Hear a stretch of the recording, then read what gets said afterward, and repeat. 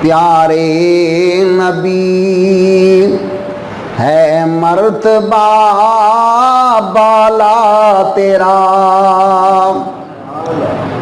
جس جا پہ کوئی پہنچا نہیں، دیکھا وہاں تلوا تیرا۔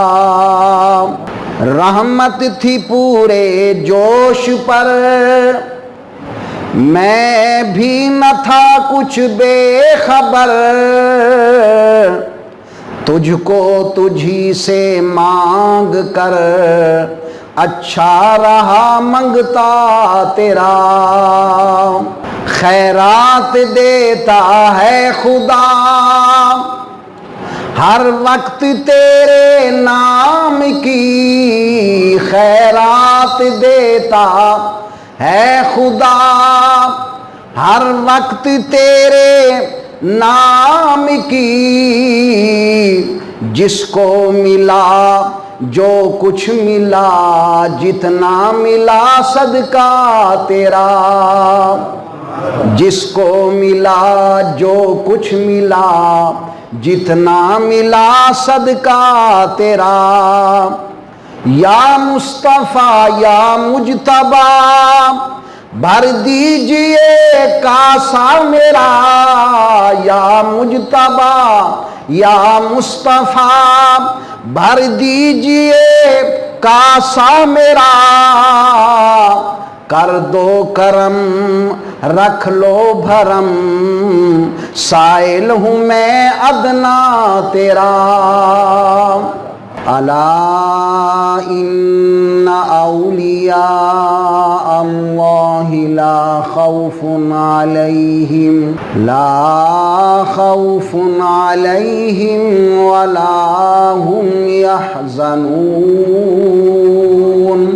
آپ کے سامنے شان اولیاء کی آیہ کریمہ تلاوت کرنے کا شرف حاصل کیا ہے۔ دعا فرمائیں کہ خلاق کائنات اپنے محبوب کریم رؤوف الرحیم صلی اللہ علیہ وسلم کی نالین کے صدقے اس ناچیز کو حق بیان کرنے کی توفیق عطا فرمائے۔ پہلے یہ کچھ کم تھا، لیکن آج کل یہ بات اور یہ جذبہ نوجوانوں میں پھیلایا جاتا ہے کہ ہم وسیلہ کے قائل نہیں، ہم ڈائریکٹ رب کائنات سے دعا مانگ سکتے ہیں، رب کائنات کی بارگاہ میں ڈائریکٹ پہنچ سکتے ہیں۔ تو یہ بات اور یہ جذبہ قرآن و حدیث کے انتہائی خلاف ہے۔ کیوں کہ ایک آدمی اگر اپنے گھر کی بجلی چالو کرنا چاہتا ہے، یہ ایک میں دنیاوی مثال سے آپ کو واضح کر رہا ہوں، ایک آدمی اپنے گھر کی بجلی چالو کرنے کے لیے ڈائریکٹ پاور ہاؤس سے کنیکشن ملا دیتا ہے تو اس کی تمام تر وائرنگ جل تو سکتی ہے لیکن اس کو روشنی نہیں دے سکتی۔ کیوں؟ اس کی وجہ کیا ہے کہ 60 پاور کا بلب جس کا کنیکشن پاور ہاؤس سے ڈائریکٹ ملا دیا جائے وہ جل سکتا ہے لیکن وہ روشنی نہیں دے سکتا۔ کیوں؟ اس لیے کہ 60 پاور والے بلب میں اتنی کیپیسٹی نہیں ہے، اتنی وسعت نہیں ہے کہ وہ پاور ہاؤس کا کنیکشن برداشت کر سکے، بلکہ پاور ہاؤس کا جو کنیکشن ہے وہ پہلے ادھر ادھر شہر کی لائنوں میں جائے گا، پھر وہ ٹرانسفارمر میں آئے گا، پھر اس سے اس کے میٹر میں آئے گا، پھر میٹر سے اس کے گھر کو روشنی ملے گی، اس کا گھر روشن ہوگا، ڈائریکٹ نہیں ہو سکتا۔ اسی طرح پیارے رب کائنات نے اپنے نور کو محمد مصطفیٰ کی بارگاہ میں پیش کیا، سرکار کے دربار گوہر بار میں دے دیا، پھر سرکار نے نور خداوندی کو تقسیم فرمایا، صحابہ کرام کو ملا، اہل بیت عظام کو ملا، پھر صحابہ سے تابعین کو ملا، تابعین سے تبع تابعین کو ملا، تبع تابعین سے ائمہ مجتہدین کو ملا، پھر ائمہ مجتہدین سے پھر بغداد میں سید غوث پاک رضی اللہ تعالی عنہ نے لیا، اور لاہور میں داتا علی حجویری نے لیا، سرہند میں مجدد الف ثانی نے لیا، ملتان میں غوث بہاؤالدین زکریا ملتانی نے لیا، تو ان نے لے کر پھر انہوں نے آگے نور مصطفیٰ کو لوگوں میں تقسیم کیا۔ معلوم ہوا کہ واسطہ جب تک آپ نہیں تسلیم کریں گے آپ کا دل قرب خداوندی کو حاصل نہیں کر سکتا، نور خداوندی کو پا نہیں سکتا، اور پھر نور خداوندی اور قرب خداوندی کہاں سے ملے گی؟ وہ کاملین کے در سے ملے گی۔ جب کسی کامل کے ہاتھ میں ہاتھ دیں گے تو پھر وہ مجاہدے کرا کر، پھر تمہیں ذکر و اذکار کی ضربیں لگوا کر تمہارے دل کو صاف کر دے گا۔ اور یہ بھی ہے کہ اللہ کا ولی بغیر مشقت کرائے ایک ہی نظر سے تمہارے دل کو دھو دے۔ چنانچہ آئیے دیکھیں کہ حضرت سری سکتی کی بات بعد میں کرتا ہوں، لیکن پہلے ایک دو ظاہر بین مولویوں کی بات تمہیں سناتا ہوں جو اعلیٰ حضرت عظیم البرکت فاضل بریلوی نے کی ہے، کہ دو مولوی جنہوں نے منطق پڑھی۔ منطق ایک عالی علم ہے، ایک فطری علم ہے، اور یہ مقصودی علم نہیں ہے۔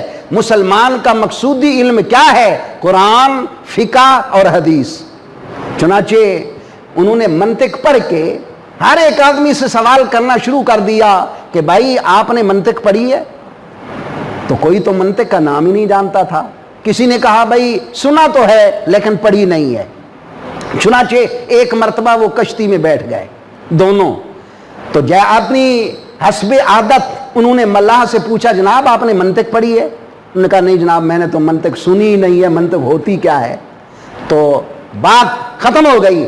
اب کشتی چل رہی ہے لیکن آگے جا کر کشتی بھنور میں پھنس گئی۔ تو ملاح نے کہا جناب مولوی صاحب بتاؤ تیرنا جانتے ہو؟ کہنے لگے نہیں ہم نے تیرنا تو نہیں سیکھا۔ تو مولوی صاحب نے اس ملاح کو کہا تھا اگر تو نے منطق نہیں پڑھی تو آدھی زندگی ختم کر دی، برباد کر دی۔ ملاح نے کہا جناب آپ نے اگر تیرنا نہیں سیکھا تو آج آپ نے ساری زندگی ختم کر دی ہے۔ یہی دو مولوی جاتے ہیں، سنا انہوں نے کہ ایک اللہ کا ولی ایک جگہ پر رہتا ہے، تو اس کی شہرت سن کر اس کے پاس گئے۔ عشاء کا وقت ہو گیا، نماز ان کی اقتدا میں پڑھی، لیکن وہ بوڑھے ہونے کی وجہ سے انہوں نے صحیح تلفظ ادا نہ کیا۔ تو یہ چونکہ ظاہر بین مولوی تھے، انہوں نے کہا بھائی اچھے ہم نے ولی کا سنا ہے جس کو قرآن پاک بھی صحیح پڑھنا نہیں آتا۔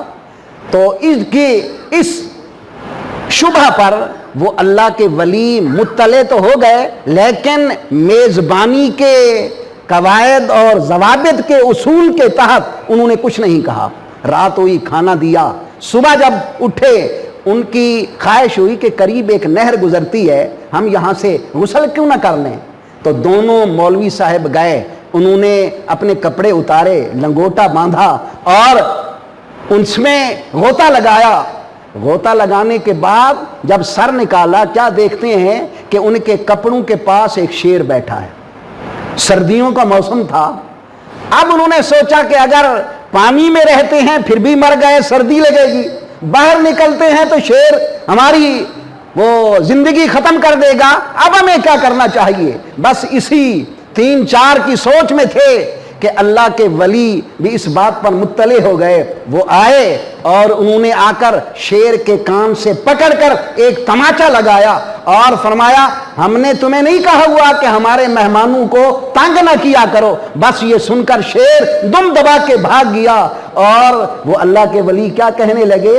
فرمانے لگے میاں تم نے زبانیں ٹھیک کر رکھی ہیں، ہم نے دلوں کو ٹھیک کر رکھا ہے۔ تو اللہ کے ولی وہ ہوتے ہیں کہ جن کے قبضہ میں رب کائنات میرے مصطفیٰ کریم صلی اللہ علیہ وسلم کے وسیلہ جلیلہ سے انسان کے دل کو بھی قبضہ میں کر دیا ہے، چاہے تو ایک آن میں کسی کے دل کی دنیا تبدیل کر دیں۔ آئیے اب ذرا سنیے، حضرت سری سکتی رحمت اللہ تعالی علیہ ایک مرتبہ بازار میں جا رہے ہیں، دیکھا کہ سرے راہ ایک آدمی نشے میں مدہوش، شراب کے نشے میں مدہوش اللہ اللہ کر رہا ہے۔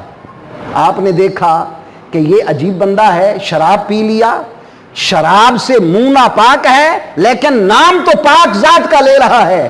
آپ نے لوگوں کو کہا کہ پانی لاؤ، پانی لائے، آپ نے پانی لے کر اس کے منہ کو دھو دیا، فرمایا چلو منہ بھی صحیح ہونا چاہیے، یہ دھو کر آپ چلے گئے۔ جب اس کو ہوش آیا وہ اٹھا، لوگوں نے لان تان کی، ارے شرابی، ارے شراب پینے والے، آج تو تجھے اس حالت میں حضرت سری سکتی بھی دیکھ گئے اور تیرا منہ دھو کر چلے گئے۔ تو اس کو بڑی شرم آئی اور اس نے اپنے آپ کو کہا کہ ارے گناہگار نابکار، آج تو تجھے اس حالت میں حضرت سری سکتی دیکھ کر گئے۔ تو اس نے اسی وقت شراب سے توبہ کر لی، توبہ کر لی، اور رات ہوئی، حضرت سری سکتی رحمت اللہ تعالی علیہ رات کو سوئے تو خواب میں کوئی کہنے والا کہتا ہے کہ اے سری سکتی، تو نے ایک بندے کا منہ ہمارے لیے دھو دیا، لیکن ہم نے تیرے لیے اس کے دل کو دھو دیا ہے، دل کو صاف کر دیا ہے، دل کی دنیا تبدیل کر دی ہے۔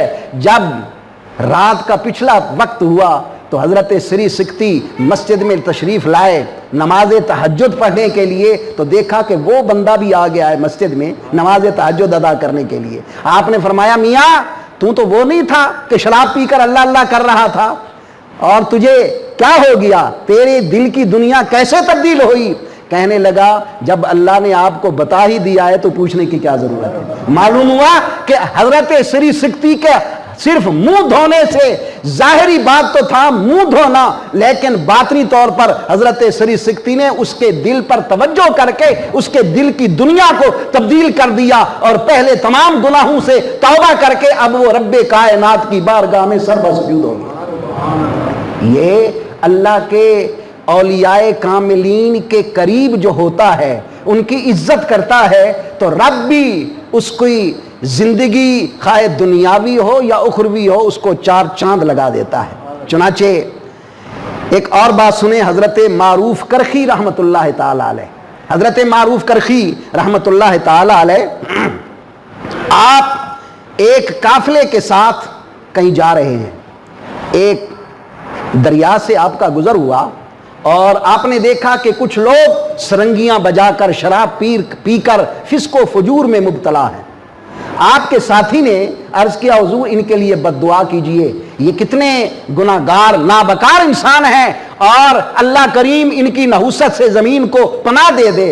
حضرت معروف کرخی نے، وہ معروف کرخی جو میرے آقا علیہ الصلوۃ والسلام کی شریعت کے عالم بھی تھے اور ایک ولی کامل بھی تھے، میرے مصطفیٰ کریم صلی اللہ تعالی علیہ وبارک وسلم کے اخلاق کریمہ سے وہ مزین تھے، کہنے لگے ساتھیوں کو ٹھیک ہے تم ہاتھ اٹھاؤ میں دعا مانگتا ہوں۔ اب کیا دعا مانگی؟ حضرت معروف کرخی رحمت اللہ تعالی علیہ نے عرض کیا یا اللہ جیسے یہ اس فانی دنیا میں عیش و عشرت کر رہے ہیں، یہ آخرت میں بھی عیش و عشرت میں رہیں۔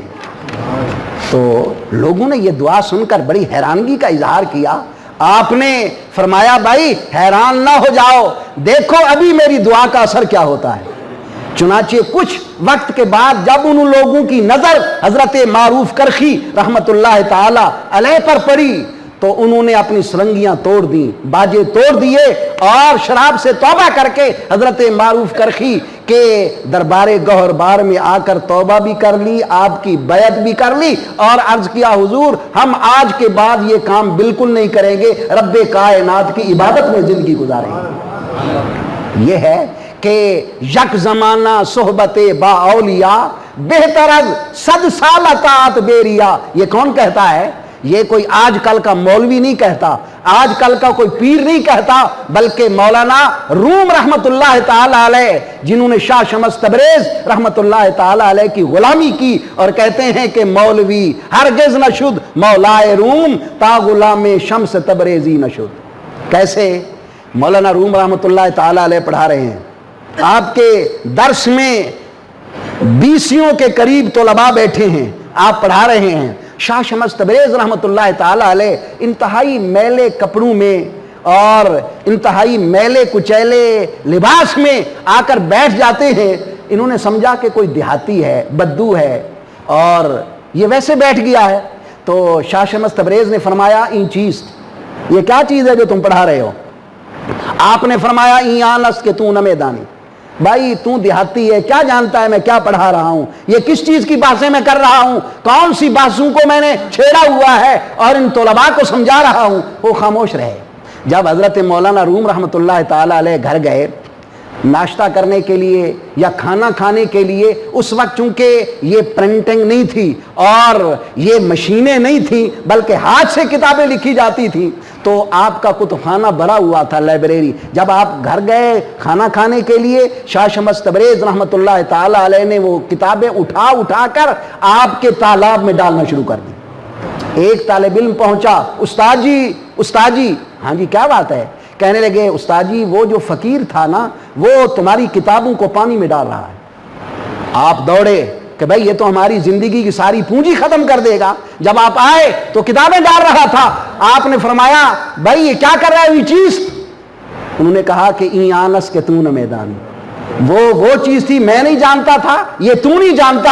اور آپ نے فرمایا ارے افسوس، تو نے تو ہماری زندگی کی پونجی ختم کر دی۔ انہوں نے کہا کیوں، کیا وجہ ہے؟ تو کہنے لگے بھئی یہ تو پانی میں جب جائے گی تو یہ سب مٹ جائے گی، سیاہی ہے، یہ کتابیں تو ختم ہو جائیں گی۔ آپ نے ایسا کیا کہ 2 کتابیں نکالی پانی سے جس سے پانی کے قطرے ٹپک رہے تھے، اپنے ایک ہاتھ پر رکھا، دوسرا ہاتھ اس پر مارا تو اس سے گرد و غبار اٹھنے لگی۔ پھر انہوں نے کہا یہ چیز، تو آپ نے فرمایا این آنس کے تو نہ میدان، یہ وہ چیز ہے تو نہیں جانتا۔ ساری کتابیں نکال کے دے کر آپ چلے گئے۔ مولانا روم بھی پیچھے پیچھے چل رہے ہیں اور غلامی کا عقد کر لیا۔ اور پھر مولانا روم فرماتے ہیں جب تک میں نے شاہ شمس تبریز کی غلامی اختیار نہیں کی اتنے تک میں مولوی ہوا ہی نہیں۔ لیکن یہ میں بات کر رہا ہوں پیران کامل کی، اور ان پیروں کی بات نہیں کر رہا جو مصطفیٰ کی سنت پہ ہر روز تازہ استرا پھیرتے ہیں اور نماز کے قریب نہیں جاتے، لوگوں کو کہتے ہیں صرف ہماری زیارت کرو، تمہیں نماز پڑھنے کی ضرورت نہیں۔ میں ان پیروں کی بات نہیں کر رہا بلکہ میں ان پیروں کی بات کر رہا ہوں جو اپنی زندگی کا لمحہ لمحہ میرے مصطفیٰ کی شریعت پر قائم رہتے ہیں۔ اور اسی طرح ایک اور بات بھی سنیے، اس کو کون لکھتا ہے؟ کتاب ہے امداد المشتاق، لکھنے والا ہے مولانا اشرف علی تھانوی۔ امداد المشتاق میں وہ لکھتا ہے کہ ایک مولوی صاحب تھے جن کا نام تھا کلندر، اور اس کو ہر روز میرے آقا کی زیارت ہوتی تھی، یعنی حضوری مولوی تھا، حضوری، جس کو سرکار صلی اللہ علیہ وسلم نے اجازت دے کر رکھی تھی کہ میرے دربار گوہر بار میں تم آ سکتے ہو، حاضری دے سکتے ہو۔ حاضری دیتے۔ جب وہ حج کرنے کے لیے گئے اور مناسک حج ادا کر کے مدینہ طیبہ گئے تو مدینہ طیبہ لے جانے والا ان کو اس وقت چونکہ یہ بسیں کاریں اور ٹوڈی پجارو وغیرہ نہیں تھی، اس وقت اونٹوں پر حجاج کرام جایا کرتے تھے، تو ایک اونٹ پر لے جانے والا لڑکا اس کو لے جانے لگا، کسی بات میں تلخی ہوئی، اس نے ایک تھپڑ رسید کیا اس لڑکے کو، اونٹ والے کو، اور وہ اونٹ والا لڑکا سید تھا۔ بس اس کا تھپڑ رسید کرنا تھا، میرے آقا کی زیارت ختم ہو گئی، سرکار نے زیارت کرانا ختم کر دی۔ اب وہ مدینہ طیبہ کے تمام مشائخ کے پاس گیا، انہوں نے معذرت کی اور انہوں نے پھر ایک تجویز پیش کی۔ انہوں نے کہا کہ ایک مسجد نبوی میں عورت آتی ہے جو مجذوبہ ہے، اس سے تم ملو، ہو سکتا ہے تمہارا عقدہ حل ہو جائے۔ تو جب وہ مسجد میں تشریف لائی، انہوں نے اپنی عرضی پیش کی، انہوں نے جوش میں آ کر، اس عورت نے جوش میں آ کر کہا شف ھذا رسول اللہ صلی اللہ علیہ وسلم، یہ دیکھو میرے آقا علیہ الصلوۃ والسلام تشریف فرما ہے۔ تو اس عورت نے ظاہری آنکھوں سے میرے مصطفیٰ کی زیارت کرا دی۔ تو یہ اللہ کریم جس اپنے مرد کو، جس اپنے محبوب کی امت کی عورت کو اپنی نوازشات سے نوازنا چاہتا ہے تو نواز دیتا ہے، اور پھر ان کے دامن رحمت میں آ کر جو بھی ڈیرا لگا لیتا ہے تو رب کائنات کی رحمت اس کو بھی عطا ہو جاتی ہے۔ چنانچہ ایک یہ نبی کریم صلی اللہ علیہ وسلم نے اپنی زیارت کیوں منقطع کر لی؟ کیونکہ سرکار کی اہل بیت کے ایک لڑکے کو اس نے تھپڑ رسید کیا۔ نبی کریم صلی اللہ علیہ وسلم اپنی اہل بیت کی عزت کرنے والے کو پھر دنیاوی تکلیفوں سے بھی محفوظ رکھتے ہیں۔ آؤ ذرا سنیں، کتاب کا نام ہے حجت اللہ علی العالمین۔ ایک بغداد میں حاکم تھا جس کا نام تھا ابراہیم بن اسحاق۔ ابراہیم بن اسحاق کو ایک رات میرے آقا زیارت کراتے ہیں کہ اے ابراہیم ایسا کرو اطلق القاتل، قاتل کو رہا کر دو، قاتل کو چھوڑ دو۔ وہ بڑا ہڑبڑا کر اٹھا، بڑا پریشان ہے کہ میرے آقا علیہ الصلوۃ والسلام نے حکم دیا ہے تو ہمارے پاس کوئی قاتل ہے؟ انہوں نے اپنے گورنر اور اپنے اہلکاروں سے پوچھا کیا ہماری قید خانوں میں کوئی قاتل ہے؟ انہوں نے کہا ہاں جی ہے قاتل۔ اس نے کہا فوراً اس قاتل کو میرے سامنے لاؤ۔ تو قاتل لایا گیا۔ قاتل کو کہا اس ابراہیم بن اسحاق نے کہ سچا واقعہ جو تیرے قتل کرنے کا ہے نا وہ بتا دو۔ اس نے کہا جی واقعہ بالکل سچا بتاتا ہوں۔ واقعہ یہ ہے کہ ہم کچھ بندے فسق و فجور میں مبتلا تھے۔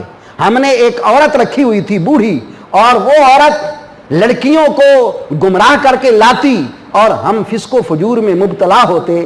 تو ایک مرتبہ ایک لڑکی وہ لائی، اور لڑکی جب وہاں پہنچی، لڑکی نے ہمارے تیور کو دیکھ کر بھانپ لیا کہ یہ فسق و فجور کرنے والے ہیں۔ لڑکی نہ خدا رہا میرے نزدیک نہ آنا اور اپنے ارادوں کو پائے تکمیل تک نہ پہنچانا۔ کیوں؟ میں کون ہوں؟ انا شریفتن، میں ایک شریف عورت ہوں، اور وہ جدی رسول اللہ، میرے نانا محمد مصطفیٰ ہیں، و امی فاطمۃ الزہرا رضی اللہ تعالی عنہا، میری ماں حضرت فاطمۃ الزہرا ہے، یعنی میں سیدہ ہوں، میرے قریب نہ آنا۔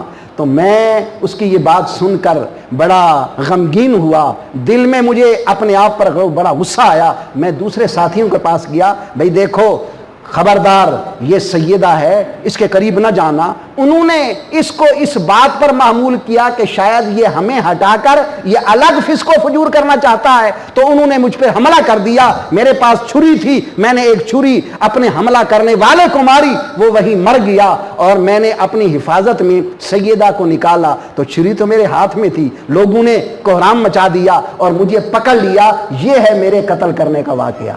حضرت ابراہیم بن اسحاق نے کہا بھائی آپ نے ٹھیک بات بتائی، اب میں تجھے رہا کرتا ہوں اللہ اور اللہ کے رسول کے لیے اور رسول اللہ کی اہل بیت کی عزت کے لیے، میں تجھے رہا کرتا ہوں، جاؤ، تجھے کوئی سزا نہیں دے گا۔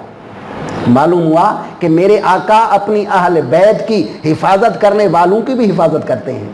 تو نبی کریم رؤوف الرحیم صلی اللہ تعالی علیہ وبارک وسلم کی ذات طیبہ کی امت کے اولیاء کو رب کائنات نے بڑی شانیں اور بڑی عزتیں، بڑی رفعتیں عطا فرمائی ہیں، بشرطے کہ ولی کامل وہ ہو سکتا ہے۔ قرآن فرماتا ہے کہ جس کا دن اور رات، اٹھنا اور بیٹھنا، چلنا اور پھرنا، بات کرنا اور خاموش رہنا یہ محمد مصطفیٰ کی شریعت کے مطابق ہو۔ اللہ کریم ہمیں اولیاء کاملین سے کے دامن سے وابستہ رہنے کی توفیق عطا فرمائے۔